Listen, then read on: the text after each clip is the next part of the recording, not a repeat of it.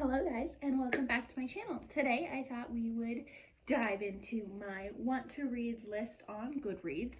Currently it is 296 books long and ever growing. So I thought it would be fun to kind of go over a couple books. We'll do 5 books today, but to make it a little more interesting, I'm going to randomly generate numbers and then talk to you about the book that coincides with that number. So let's get started.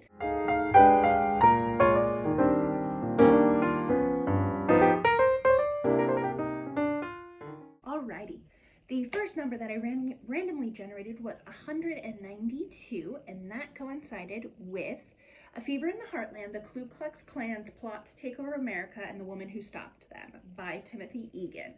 Now this book doesn't come out until April 4th, but I put it on my list because it sounds super interesting. One, I've been super into reading stories about women who have changed history and are not talked about enough.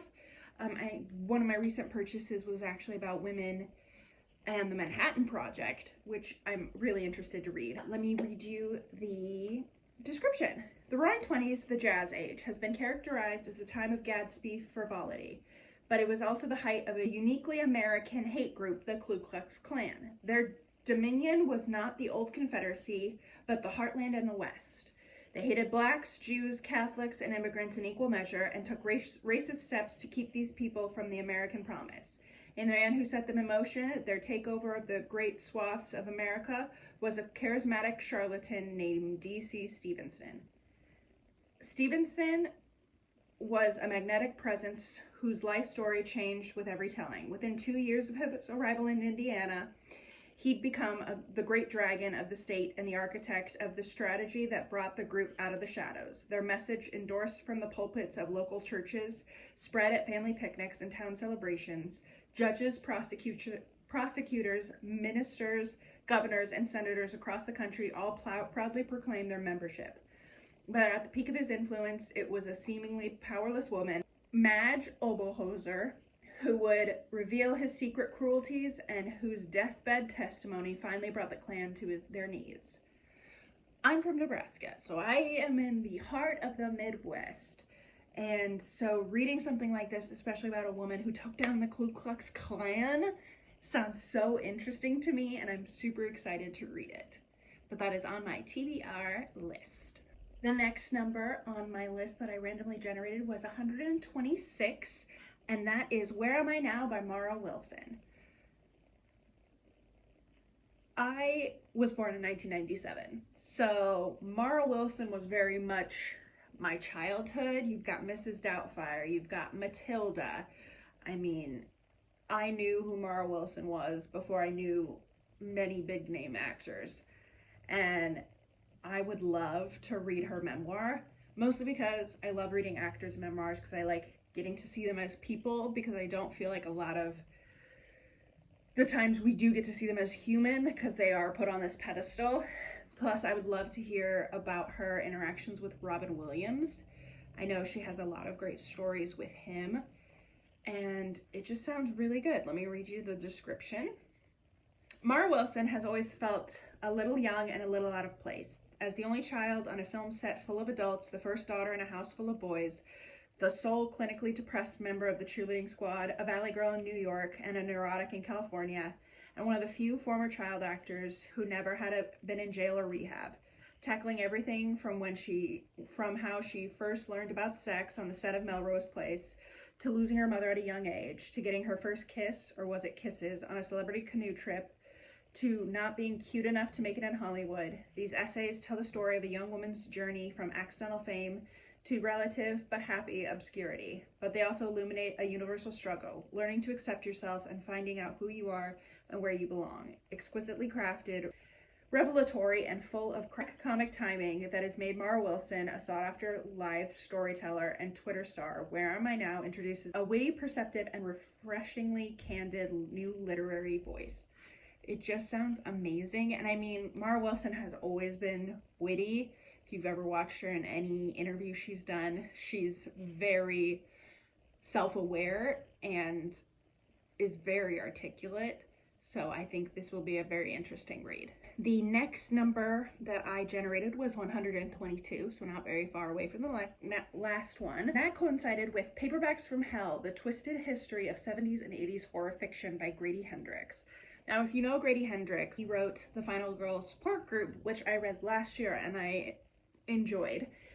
This one honestly got me from the title.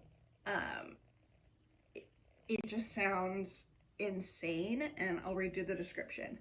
Written in dead letters and covered in blood, demonic possession, haunted condominiums, murderous babies, man-eating moths. No plot was too ludicrous, no cover art too appalling, no evil too despicable for the paperbacks from hell. Where did they come from? Where did they go? Horror author Grady Hendrix risks his soul and sanity, not to mention yours, to relate the true untold story of the paperbacks from hell. Shocking story summaries, incredible cover art, and true tales of writers, artists, and publishers who violated every literal law but one. Never be boring. All this awaits if you dare experience the paperbacks from hell. One, I think it's interesting that a horror writer is writing, I would assume it sounds like it's nonfiction. It was the nominee, it's nominee for Best Nonfiction in 2017.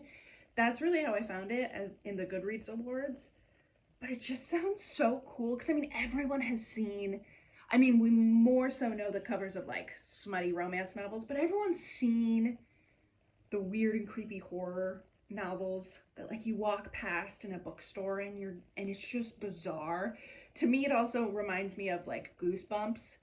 And you're like, do you remember as a kid in the library kind of walking past the Goosebumps books and being really confused as to what they were? I feel like this is the adult version of Goosebumps, and diving into the really weird and bizarre world of that. So I'm very interested to have this on my TBR. Next on my list, I pulled 173, which coincides with The Office BFFs, Tales of the Office from Two Best Friends Who Were There by Jenna Fischer and Angela Kingsley. Obviously, this is about The Office. I've always loved The Office. I never got into it as much as other people did. I thoroughly enjoy it and I watch it when it's on, but I never like deep dived into The Office. But I think it would be super cool to read the behind the scenes stories that these two have. I know they have a podcast as well. I've never gotten around to listening to that, but it does sound really interesting. But I'll read you the description. Receptionist Pam Beasley and accountant Angela Martin had very little in common when they toiled together at Scranton's Dunder Mifflin Paper Company. But in reality, the two bonded in their very first day on set, and over 9 seasons of the series run, built a friendship that transcended the show and continues to this day. Sharing everything from what it was like in the early days as the show struggled to gain traction to walking their first red carpet. Plus exclusive stories on the making of the milestone episodes and how their lives changed when they became moms. The Office BFFs is full of the same warm and friendly tone Jenna and Angela have brought to their Office Ladies podcast. Again, I love memoirs. I love reading people's stories, especially if they're actors. Being an actor myself, I really enjoy getting the behind the scenes of how things are made. I'm that weird person who can watch the behind the scenes features of like DVDs and stuff and be completely content with my life. Like, don't even get me started how many times I've watched the behind the scenes of National Treasures, because it's a lot. I watch it on like a daily basis. I also was that person, if you had the DVD of National Treasures, you'll know that there was like a secret treasure hunt. I spent so much time doing that treasure hunt, and I'm so proud of myself for finding all those special features. Anyway, I digress. This sounds like such a good book, and I'm glad it's on my TBR. And the last number that I pulled on my list is 213, which coincides with Now Is Not the Time to Panic by Kevin Wilson. If you watch my other videos, you'll know that I tried to put all of the winners of last year's Goodreads Awards, and then I also went back through all of the Goodreads Awards that are available to search through their nominees and find books that seemed interesting. This was the nominee for Best Fiction last year, and it just sounded really good to me. 16-year-old Frankie Budge, aspiring writer, indifferent student, offbeat loner, is determined to make it through yet another sad summer in Caulfield, Tennessee, where she meets Zeke, a talented artist who just moved into his grandmother's unhappy house and who is as lonely and awkward as Frankie is. Romantic and creative sparks begin to fly, and when the two jointly make an unsigned poster shot through with an enigmatic phrase, it becomes unforgettable to anyone who sees it. The Edge is a shanty town filled with gold seekers. We are fugitives, and the law is skinny with hunger for us. The posters begin appearing everywhere, and people wonder who is behind them. Satanists, kidnappers, the rumors won't stop, and soon the mystery has dangerous repercussions that spread far beyond the town. The art that brought Frankie and Zeke together now threatens to tear them apart. 20 years later, Frances Eleanor Budge, famous author, mom to wonderful daughter, wife to a loving husband, gets a call that threatens to upend everything. A journalist named Maisie Bauer is writing a story about the coalfield panic of 1996. Might Frances know something about that? What she know destroy the life she's so carefully built? That sounds so cool to me. Also, the cover is fantastic. I don't know about you, but I love the use of like text as art on cover pieces. I just think it's so cool and so pretty. So I love this cover. But yeah, it sounds like a really good read. Excited to have it on my TBR.